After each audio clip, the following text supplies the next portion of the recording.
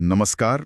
आज हम एक बहुत ही गहरे और कह सकते हैं कि आत्मनिरीक्षण के लिए प्रेरित करने वाले स्रोत पर चर्चा करने जा रहे हैं। यह है 27 अक्टूबर 1975 की मधुबन से निकली अव्यक्त मुरली। और इसकी शुरुआत सीधे अव्यक्त बाप-दादा के उन महावाक्यों से होती है जो पूरी चर्चा के लिए एक मंच तैयार कर देते हैं। ओम शांति। अव्यक्त बाप दादा के मधुर और गंभीर महावाक्य आज बाप दादा रूहानी बगीचे की बागवान बन हर एक फूल के रूप, रंग और खुशबू को बहुत ध्यान से देख रहे हैं। तो चलिए इसी गहरी नज़र से इस मुरली की परतों को खोलना शुरू करते हैं। मुरली का शीर्षक ही अपने आप में बहुत कुछ कहता है। क्वेश्चन, करेक्शन और कोटेशन से पुरुषार्थ में ढीलापन। बिल्कुल। और बाप दादा शुरुआत से ही ये स्पष्ट कर देते हैं कि ये मुरली किसी और की गलतियां देखने के लिए नहीं है। ये तो हर एक के लिए एक आईना है। मतलब खुद को देखने के लिए? जी, जिसमें स्वयं को देखना है और बदलना है। इसका सारा ध्यान हमारी बाहरी सेवा पर नहीं, बल्कि हमारी आंतरिक स्थिति की गुणवत्ता पर है। ये जो बागवान और फूलों का प्रतीक बाप दादा ने इस्तेमाल किया है, ये बहुत सुंदर है ना। वो हर फूल में 3 खास बातें देख रहे हैं: रूप, रंग और खुशबू। जी। ये सिर्फ कविता नहीं है, इसका गहरा आध्यात्मिक अर्थ है। जी, ये आत्मचिंतन के लिए 3 बहुत ही स्पष्ट पैमाने हैं। पहला है रूप। रूप। हाँ, रूप मतलब क्या हमारे चेहरे और नैनों से वो ब्राह्मणपन या फरिश्तेपन का नशा और खुशी दिखाई देती है? क्या वो श्रेष्ठ आत्मा होने की स्मृति चेहरे पर झलकती है? अच्छा, और दूसरा है रंग। दूसरा है रंग, यानी क्या हम पर निरंतर एक बाप के संग का रंग चढ़ा हुआ है, या फिर हम दुनियावी लोगों या दूसरी आत्माओं के संग के रंग में जल्दी रंग जाते हैं? रूप और रंग तो फिर भी महसूस किए जा सकते हैं, लेकिन ये तीसरी बात, खुशबू, ये तो बहुत ही सूक्ष्म लगती है। किसी की आंतरिक खुशबू का पता कैसे चले? बहुत अच्छा सवाल है। यहाँ खुशबू का संबंध हमारी वृत्ति और दृष्टि से है। क्या हमारी वृत्ति इतनी रूहानी और शक्तिशाली है कि जहाँ भी हम जाएं, वहाँ का वायुमंडल बदल जाए? अच्छा। क्या हमारी दृष्टि में वो पवित्रता है जो दूसरों को भी पावनता का अनुभव कराए? तो ये तीनों बातें, रूप, रंग और खुशबू, मिलकर हमारी संपूर्ण आध्यात्मिक अवस्था का चित्र बनाती है। इन विशिष्टताओं को देखने के साथ साथ बाप दादा ने एक विचित्र बात भी देखी। उन्होंने महसूस किया कि जो आत्माएं ज्ञान की शुरुआत में बहुत उमंग उल्लास में थीं, सेवा में जिनकी गति बहुत तेज थी, वो मध्य में आकर ढीली क्यों पड़ जाती हैं? ये तो एक विरोधाभास जैसा लगता है। यही इस मुरली का केंद्र बिंदु है। बाप दादा एक बहुत ही महत्वपूर्ण सवाल उठाते हैं। वो देखते हैं कि मेजॉरिटी बच्चों का अनुभव है कि आदि में जब ज्ञान नया नया मिलता है तो अतीन्द्रिय सुख की अनुभूति, खुशी का पारा, उमंग उल्लास, सब कुछ शिखर पर होता है। हाँ, शुरू में जोश बहुत होता है। बिल्कुल।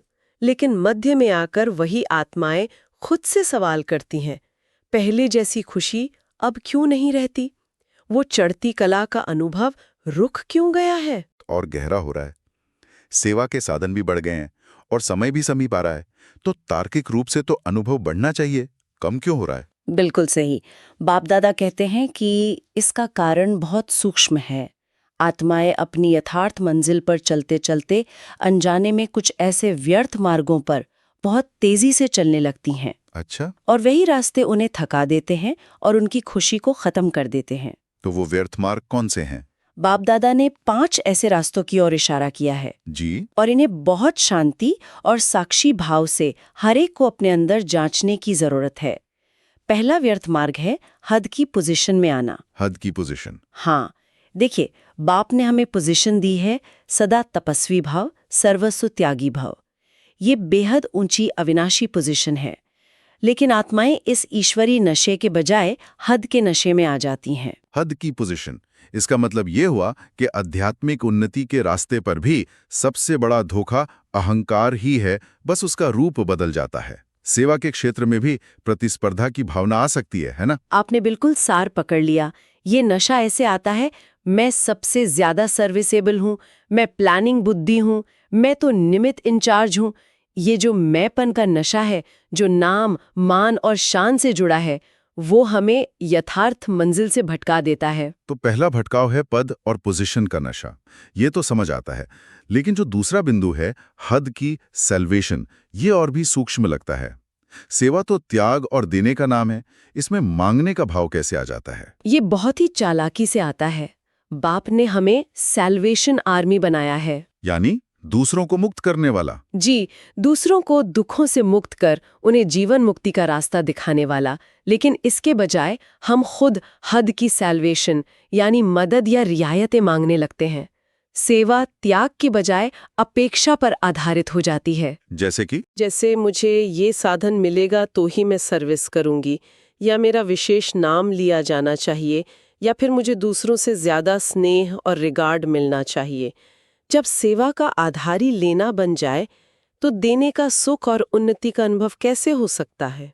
ये तो बहुत ही सूक्ष्म अहंकार है जो सेवा के पर्दे के पीछे छिपा होता है। और तीसरा, व्यर्थ मार्ग। तीसरा है आपस में ऑपोजिशन। हाँ, बापदादा कहते हैं कि ऑपोजिशन तो माया से करना है, रावण से करना है, लेकिन ब्राह्मण आपस में ही एक दूसरे से ऑपोजिशन करने लगते हैं। मतलब एक दूसरे से ही मुकाबला। बिल्कुल, ये ऐसा करता है तो मैं इससे ज्यादा करके दिखाऊंगा। ये निमित्त टीचर है लेकिन अनुभव तो मुझे इससे ज्यादा है। इस आपसी प्रतिस्पर्धा में वो शक्ति ही खत्म हो जाती है जो माया से लड़ने के लिए चाहिए। ये तो बहुत आम अनुभव जैसा लगता है, जहां हम माया से लड़ने के बजाय आपस में ही अपनी ऊर्जा बर्बाद करने लगते हैं। और मुझे लगता है कि चौथा और पांचवा मार्ग भी इसी मानसिकता से जुड़े हुए हैं। हाँ, बिल्कुल जुड़े हैं। चौथा है क्वेश्चन और करेक्शन। जी, बाप ने हमें मास्टर त्रिकालदर्शी की स्मृति दिलाई है ताकि हम स्वयं के कर्मों को, अपनी अवस्था को देखें और उसे बदलें। लेकिन इस शक्ति को स्वयं पर इस्तेमाल करने के बजाय हम दूसरों पर इस्तेमाल करने लगते हैं।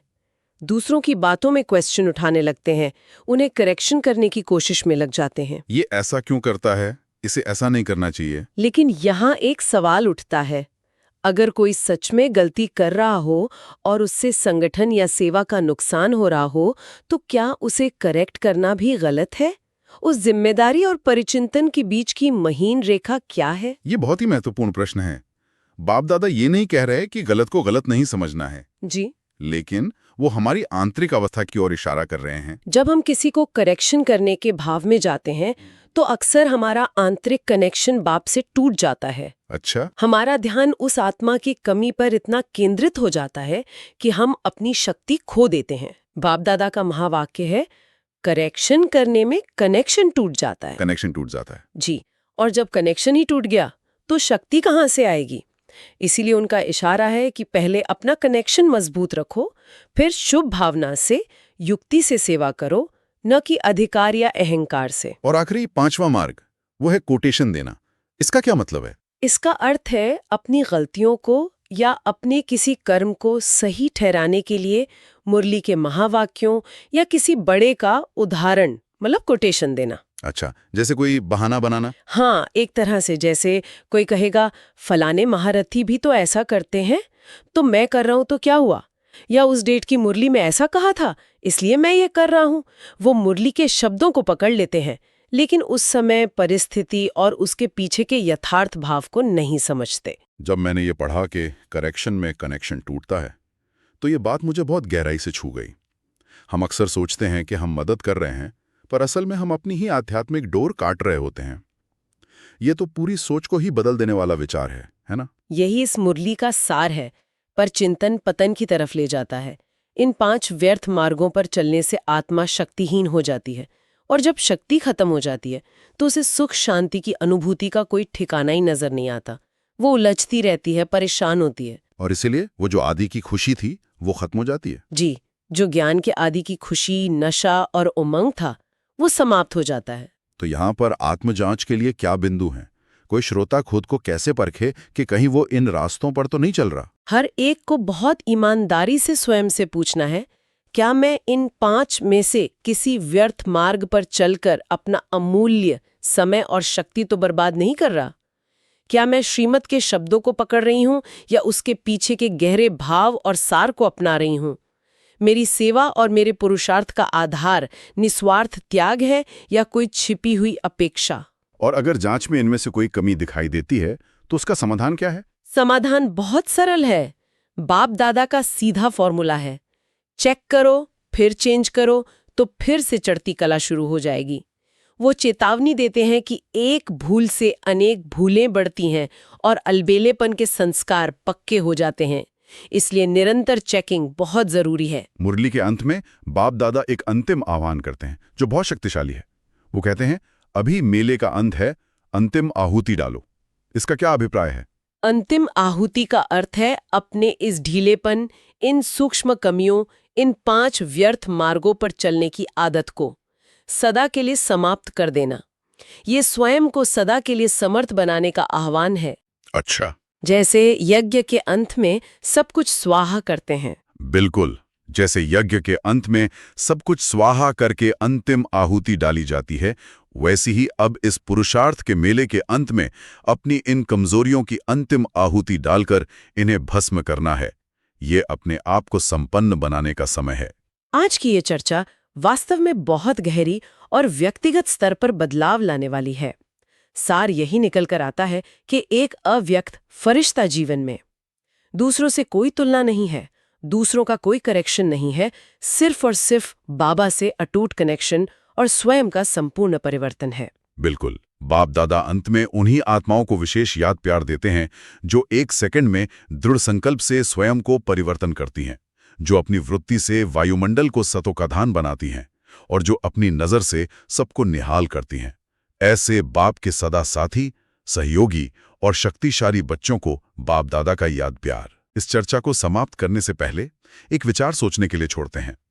अगर दूसरों को करेक्ट करने की कोशिश से हमारा परमात्मा से कनेक्शन टूटता है, तो दूसरों की स्थिति को केवल साक्षी होकर समझने और स्वीकार करने से उस कनेक्शन पर क्या असर पड़ता होगा? ऐसे बाप के सदा साथी और सहयोगी बच्चों को अव्यक्त बाप दादा का याद प्यार और नमस्ते। ओम शांति।